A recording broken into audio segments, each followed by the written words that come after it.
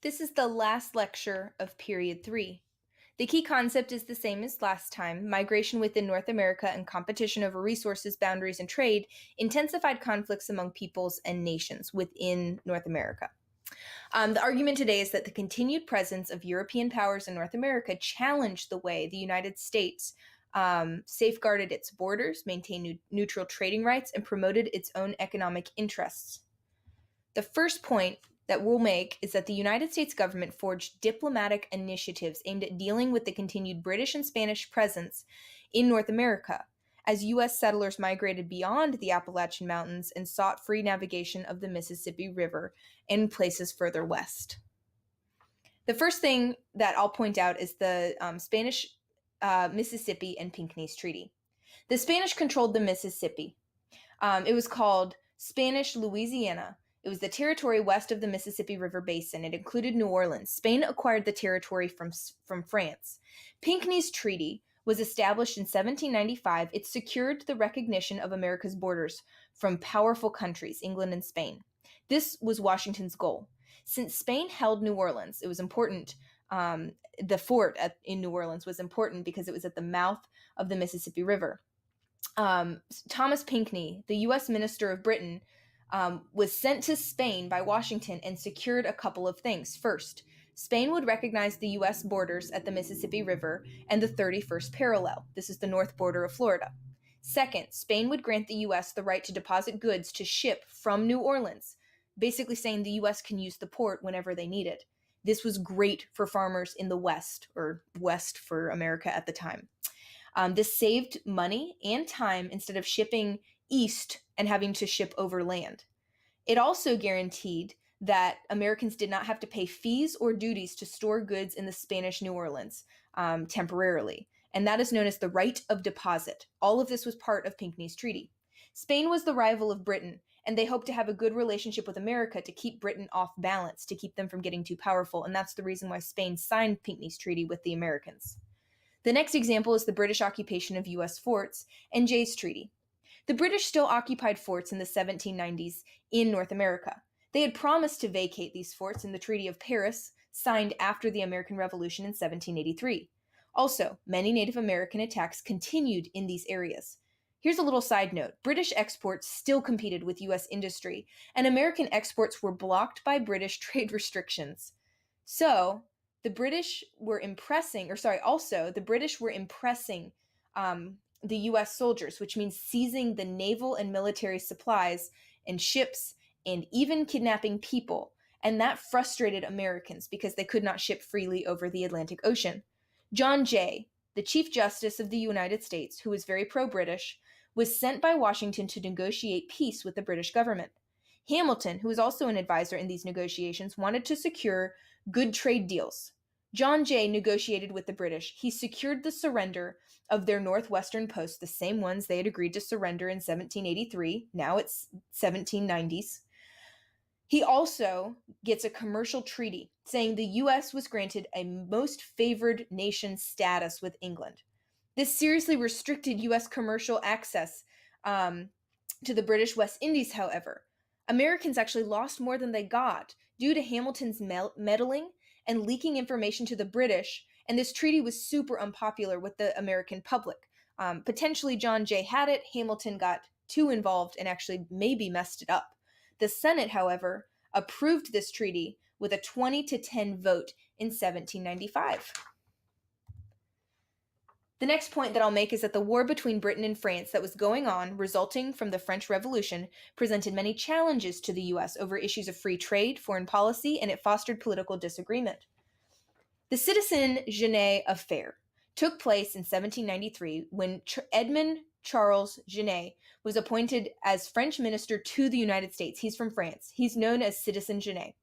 He tried to undermine the U.S. government's official position of neutrality in the war between Great Britain and Spain, as both countries were waging war against France.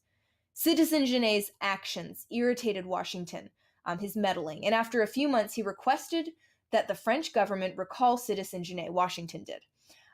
This prompted the U.S. government to formulate an official policy on neutrality that lasted throughout the 19th century to avoid busybodies like Citizen Genet trying to start conflict.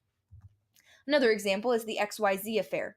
This was a scandal made public in 1798. It almost put the US and France at war against one another.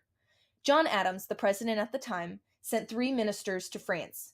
Ambassadors is another way to say it, in 1797 to negotiate an agreement to protect U.S. shipping.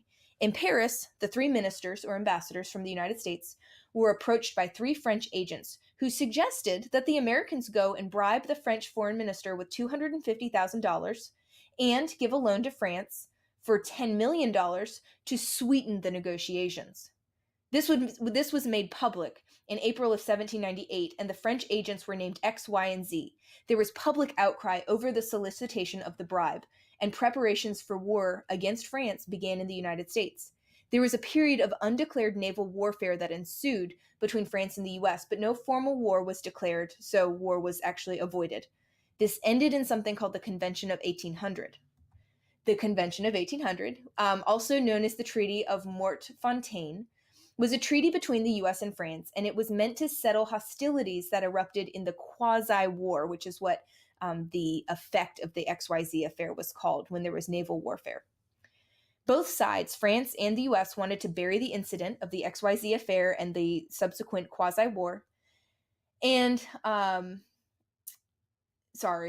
and they wanted to end naval and merchant hostilities in the Caribbean, while protecting both the Americans and the French from war with the British. The U.S. wanted to remain neutral, and France agreed. They agreed that France could receive grain shipments from the neutral U.S., but not from an ally, because the British would stop U.S. ships if they were partnered with France. So the Convention of 1800 ended the only formal treaty of alliance the U.S. had ever signed.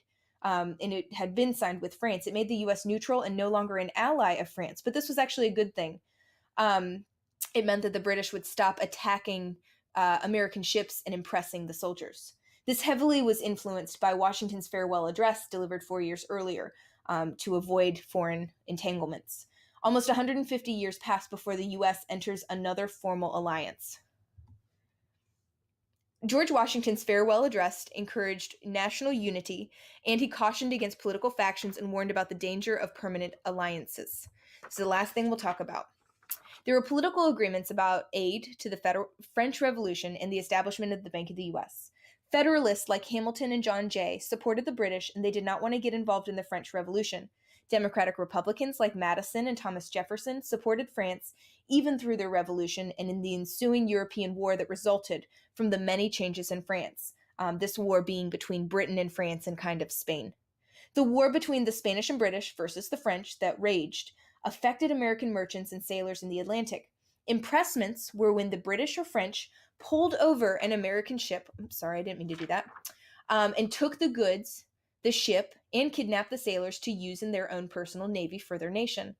The U.S. was divided about who to support and how to protect American shipping interests. There was a divide also over the national bank. The Federalists interpreted the Constitution loosely. They thought that a bank is necessary and proper for Congress to charter. The Democratic Republicans thought the Constitution should be strictly interpreted, meaning Congress can't have any power to do anything not specifically listed in the Constitution. The Democratic Republicans feared that the federal government was getting too powerful. So this is where the farewell address came in. This in front of you is an excerpt from Washington's farewell address.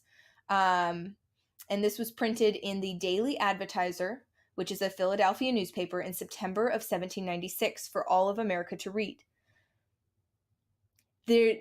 George Washington warned against some major things. First of all, he said there should be no factions, meaning no political parties. Second of all, he said we should not get involved in foreign entanglements, which means getting involved in alliances with countries outside of the United States. We need to focus on our home country. And finally, he said that we need national unity.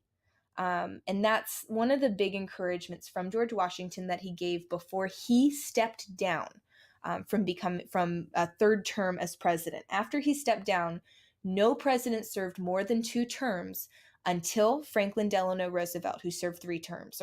He was elected 4 times. So George Washington, for a very, very long time, set the precedent that a president would only serve 2 terms and then he would step down and give power to someone else. If you guys have any questions about anything in this unit, let me know.